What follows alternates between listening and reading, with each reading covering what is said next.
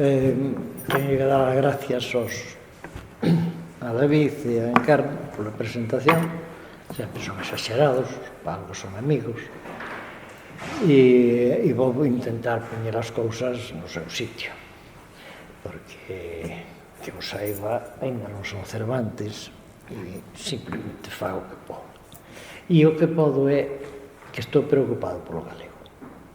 E como estou preocupado polo galego, decidín escribir este libro en defensa do galego.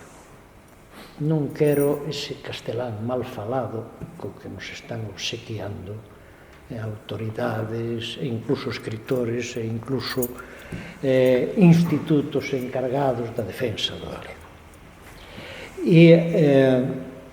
Porque o galego é unha lingua moi singular, pero está sendo, o notamos tranquilamente na rúa, como a xente xa mete palabras casteláns polo medio, a sintaxis se vai esmorecendo e o galego vai desaparecendo, queirase que non. Entón, incluso, algunhas veces, libros escritos en galego, costalle traballo mantelo na man. Costa un pouco de traballo porque iso non é galego. Ou, polo menos, é un galego deturpado.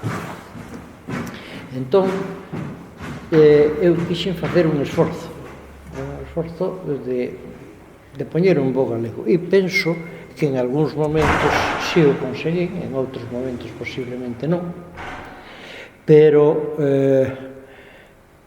quero referirme a un conto en donde fixen o maior experimento. É o máis corto, ten 2 páxinas, e é o que máis me levoume casi tanto ese conto como todo o libro, e é Os valentes van ao monte. Os valentes van ao monte, quitei o argumento. O argumento podíase decir, un home mata un corzo. Todos sabemos o que é un cazador, pelexa co coello escapa, pero desvaise, ele fai exercicio polo monte, e sabemos o que é ese animal que, porque ten cartos, vai a un safari, leva un rifle que parece un cañón, pilla un elefante, un hipopótamo, un león, o que sexa, entonces, polo ollo, pola mira telescópica, pegalle un tiro. E xa me pegalle un tiro a un elefante, ou pegalle un tiro a un león, por gusto, mata, por gusto. É dicir, que se o pos despois en outras condicións, tamén mataría a unha persona. E a min, os do safari me parecen asesinos en potencia. Quero distinguiros do cazador. O cazador aínda non é que eu sea un cazador, pero ten hai outro xogo. Entonces, a min pareceume que a ver se era capaz de, con ese solo, un animal vai ao monte e mata un corzo, era capaz de montar un conto a base de palabra, a base de galego. E costoume moitísimo traballo. E, efectivamente, o argumento é ese. E a palabra, os párrafos que envolven todo eso, que son xa é outra cousa, xa é unha atmósfera que envolve ese asesinato, pois é un galego que eu, cando leo, é a gran, digamos, satisfacción que me produce este libro. Leo ese conto e quedo contento.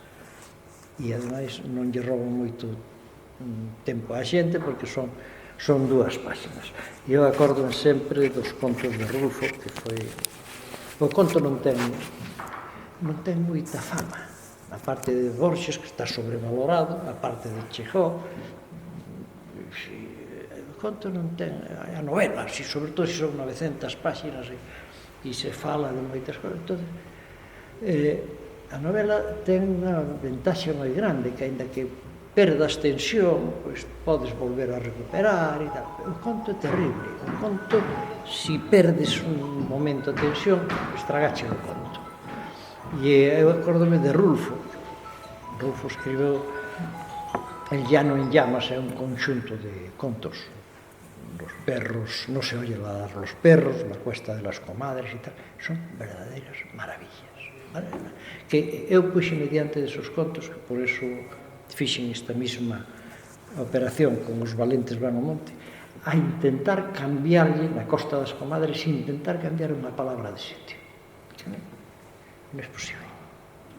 Eu penso, non me comparo con Rolfo, pero penso que a miña maneira nos valentes van ao monte, e é un conto máis corto de todo o libro, vai ser difícil, se facedes a prova, se non facedes o favor de ler o libro, cambiar unha palabra de sitio aí iba a ser complicado.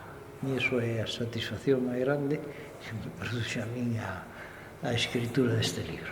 Polo demais, non vou botar pedras contra o meu tellado, o caso fechado me gusta moito, 5074 me demostra, ou quero demostrar, que en contra de esta sociedade productiva que temos hoxe, a poesía vale moito máis. É dicir, fixo moito máis polo mundo, é o que quero demostrar. Os poetas e os filósofos que os grandes inventores, por moito que nos parezca ao contrario. E se Parménides non se parara en estudiar que é isto e que é outro, estaríamos todavía coa lanza e co penedo como sistema de defensa. Eu penso que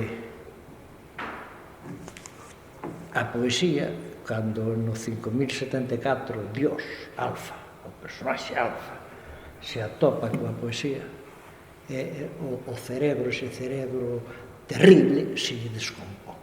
De repente atopa, el que está acostumbrado a esa actitud, de repente atopa e dis que no mar unha dorna dunha roasa namorouse. Ese cerebro digitalizado, como se chame agora, cibernético, empeza a fundir os plomos e non entende nada. Entonces vai metendo, e atopa o personaxe de Celso Emilio Ferreiro, Xurxo, que che mandou a guerra, tiña os ollos morto, tiña os ollos azuis poboados de preguntas. E o Alfa sigue sin poder entender todo eso. Afortunadamente, o mundo non vai solo pola produción, vai tamén polo sentimento. E iso, incluso, hai un pequeno detalle que lles conto, porque non teño por que saberlo, chamase 5074. 5074 é o factorial de 7, que era o número sagrado de Platón. E Platón, na súa República, di que o número ideal de habitantes de unha cidade para ser felices é 5074. Por iso lle puxen ese pequeno detalle. Pero vamos, aparte esta pirolada non ten maior mérito. Moitísimas gracias a todos, señores. Non sei se me pasei un pouco, pero que me fixe subir unha moral estes dous ao decir que a cousa era tan boa. É boa, pero non tanto. Moitas gracias a todos.